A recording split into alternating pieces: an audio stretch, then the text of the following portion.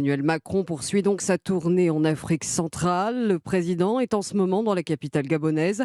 Hier soir, le chef de l'État a dîné avec son homologue Ali Bongo. Ce matin, Emmanuel Macron se rend dans la forêt près de Libreville. Objectif, constater les dégâts de la déforestation et défendre la protection de la biodiversité. De bonnes intentions juste avant de participer au sommet One Forest Summit. Un rendez-vous qui ne devrait pas se révéler décisif. Arthur Delaborde.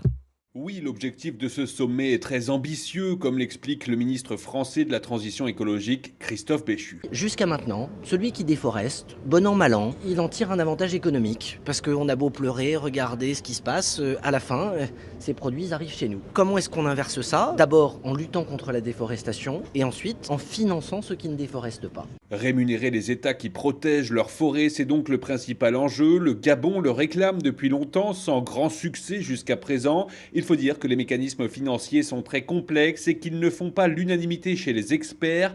Quelles que soient les avancées qui seront actées ici lors du sommet, le chemin sera encore long pour mettre en place des solutions véritablement vertueuses. D'autant qu'aucun dirigeant d'Amérique latine n'est présent ici à Libreville. Or, ils sont évidemment les premiers concernés par la déforestation. L'Amazonie émet en effet aujourd'hui plus de carbone qu'elle n'en capte. Arthur Delaborde, envoyé spécial d'Europe 1 pour cette tournée africaine d'Emmanuel Macron. Et après le Gabon, justement, Emmanuel Macron s'envolera pour l'Angola, le Congo-Brazzaville et la République démocratique du Congo. 4 pays africains en 4 jours sur fond de rejet de la France, à la faveur notamment de la Chine, de la Russie et même de la Turquie. Une séquence internationale importante pour Paris qui tente de regagner le cœur des Africains. Un sentiment anti-français qui se manifeste dans les rues. Hier, des jeunes Congolais ont protesté à Kinshasa contre la venue d'Emmanuel Macron.